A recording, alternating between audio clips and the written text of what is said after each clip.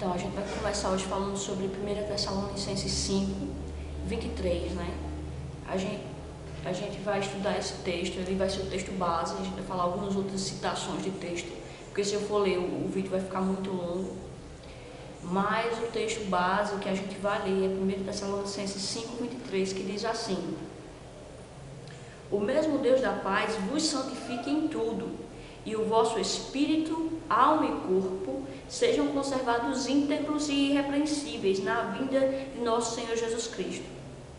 Paulo ele escreveu a igreja de Tessalônica, e nesse versículo aqui ele vem expressando dois desejos. Primeiro, que Deus pudesse santificar os irmãos em tudo, e segundo, que os irmãos na vinda de Jesus pudessem ser achados íntegros e irrepreensíveis, né? Sem culpas e aprovados. Quando Paulo falou a respeito do desejo para com os irmãos, de que os irmãos fossem achados irrepreensíveis e inculpáveis na vida de Jesus, ele vai citar três aspectos do homem, ou as três dimensões do homem: o espírito, a alma e o corpo. A gente vai estudar hoje o que a Bíblia tem a dizer sobre essas três dimensões: espírito, alma e corpo. Se tratando do espírito, nós sabemos que somos seres espirituais, porque a Bíblia fala em Gênesis 1, 26, que quando Deus diz, façamos o homem à nossa imagem e semelhança, Jesus lá em João 4, 24, revela que a imagem de Deus é espírito. Logo, quando ele foi fazer o homem em Gênesis 1, 26, ele fez um homem um ser espiritual. Quando a Bíblia fala sobre morte espiritual, fala que o homem agora ele não vai ter mais acesso a Deus. Morte espiritual é a perda da comunhão do homem para com Deus. Se tratando do nosso espírito, do nosso verdadeiro ser, né, criado à imagem de Deus, a Bíblia fala que Deus estava em Jesus reconciliando com ele o mundo. Ou seja, todas aquelas pessoas que aceitam Jesus como o seu cordeiro que vai tirar a culpa, a Bíblia diz que em Jesus essa pessoa é reconciliada com Deus. E quando somos reconciliados com Deus, o nosso espírito ele volta a ter vida, ou seja, ele volta a nascer de novo, ele nasce de novo. E o que é nascer de novo? Nascer de novo é exatamente a gente voltar a ter comunhão com Deus. Então, se tratando do Espírito, para aqueles que nasceram de novo, para aqueles que aceitaram Jesus, eles tiveram o Espírito recriado, eles tiveram uma nova comunhão com Deus.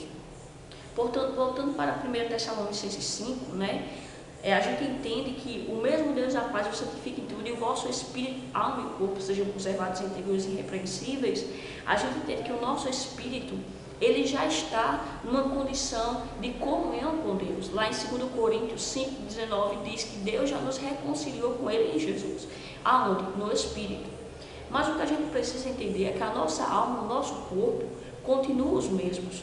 O nosso corpo não mudou quando a gente aceitou Jesus, nem a nossa alma, o nosso modo de pensar, de ver o mundo, de ver as coisas, não mudou. O que a gente tem que fazer agora com a alma? Lá em Romanos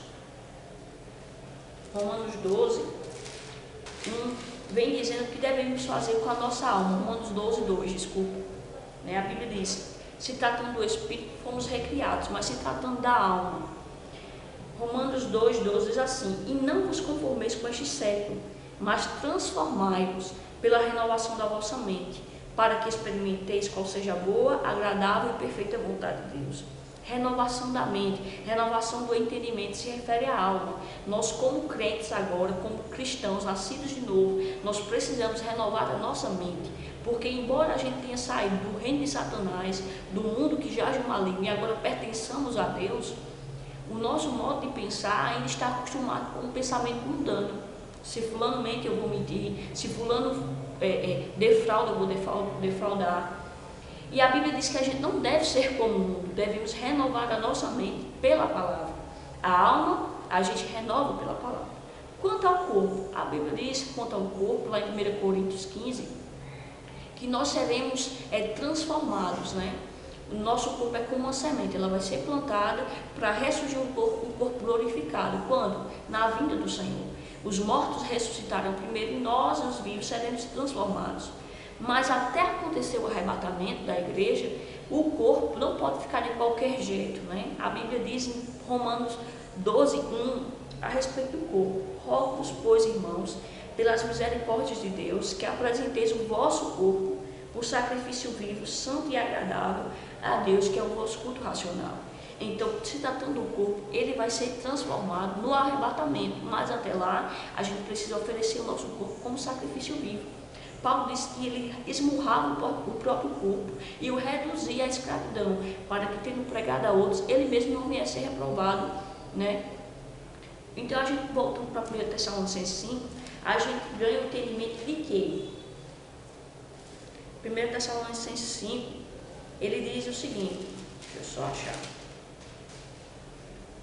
O mesmo Deus e a paz vos santifique em tudo, e o vosso espírito, alma e corpo sejam conservados íntegros e irrepreensíveis. É possível sim que Jesus, na sua vinda, sejamos achados faltosos, culpáveis na nossa alma, por não tê-la renovada, no nosso corpo, por não termos subjugado, por não termos oferecido como sacrifício vivo, e no espírito também. Embora sejamos recriados, a Bíblia diz lá em Hebreus, vou ler aqui no computador, lá em Hebreus 10, 26, que diz assim: porque se pecarmos voluntariamente, depois de termos recebido o conhecimento da verdade, já não restam mais sacrifícios pelo pecado, mas uma certa expectação horrível de juízo e ardor de fogo, que há de devorar os adversários. Portanto, é possível sim, que se a gente não entender que o corpo e a alma precisam de um controle, precisam de uma renovação, é possível que a gente fique tão envolvido com o pecado e perca a salvação. Amém? Então, lembre-se, espírito recriado, alma se renova e corpo se domina. Beijo.